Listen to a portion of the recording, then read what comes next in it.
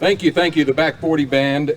We are in for a special treat because before we do a reading of the Emancipation Proclamation, in our midst is Dr. Liz White.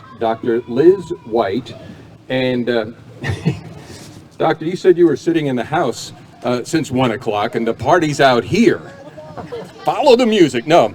If you would, come on up, because she was going to do a recital also of the Emancipation Proclamation, and then right after that, we're going to do a tag team, of the Gettysburg Address, correct? Right. And then we're going to do the Emancipation Proclamation. We have a reading from John Kelly, Davy, and then Ethan Jeffers. So Dr. White, come on up here.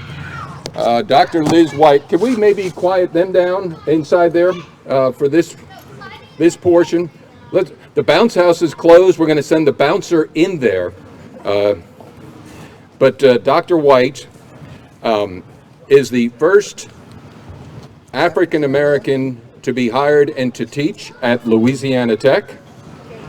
And so Dr. White, 1973. 1973. Till 2000. And I am so honored that you're here, and I appreciate you coming out. So this microphone is yours. Feel free to say the words on your heart and do what you came prepared to do.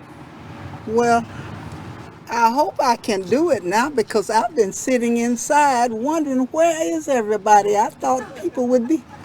I was sitting waiting for everybody to come, and I was browsing around a couple of times. I made a couple of circles, and nobody was coming. And I said, but did I miss the memo? And but so that has rattled me somewhat, that I've missed out this much. Hopefully I can remember the words now. The Gettysburg Address by Abraham Lincoln. I'm sure you all know Lincoln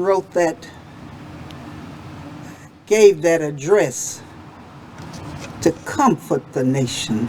That's the way I see it. Of course, he wanted to remind them also of the purpose for the nation: equality and freedom. Two ideals that was so important then and just as important today. Well, let me do what I'm here to do before I get started.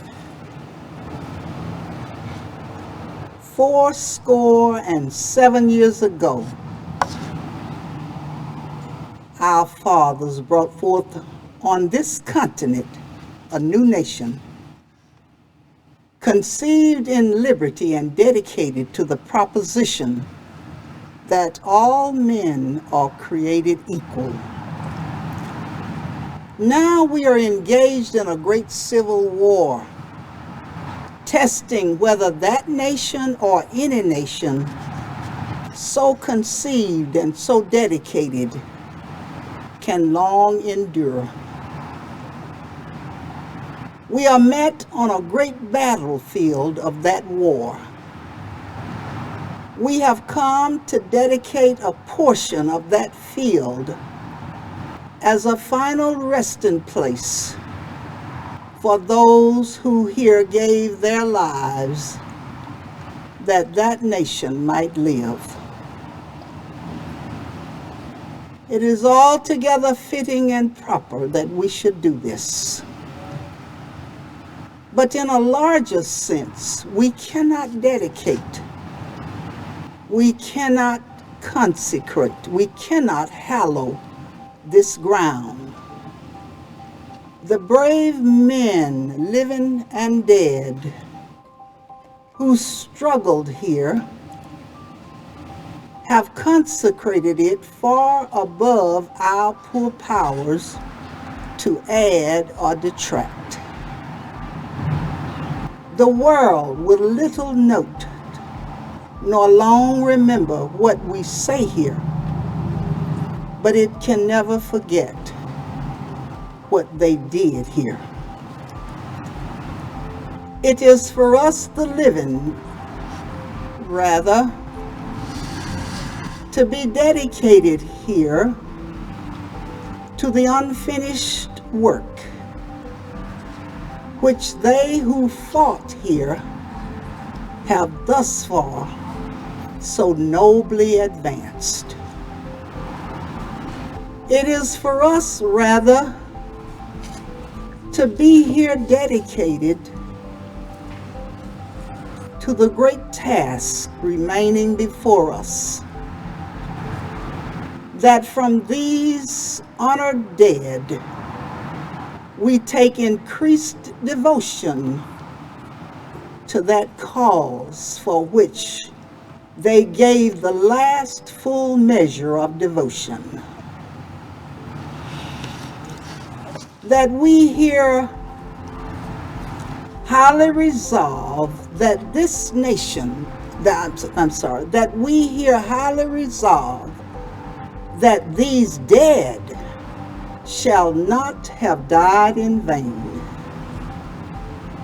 that this nation under God shall have a new birth of freedom, and that government of the people, by the people, for the people, shall not perish from the earth.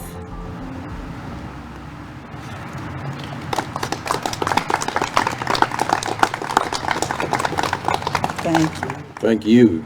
Dr. Liz White. Auspicious is a word that comes to my mind. Thank you so much for coming out today. I'm humbled. I mean, Davy, you studied for that, didn't you? The Gettysburg Address. And here's Dr. White, and she knows it, nailed it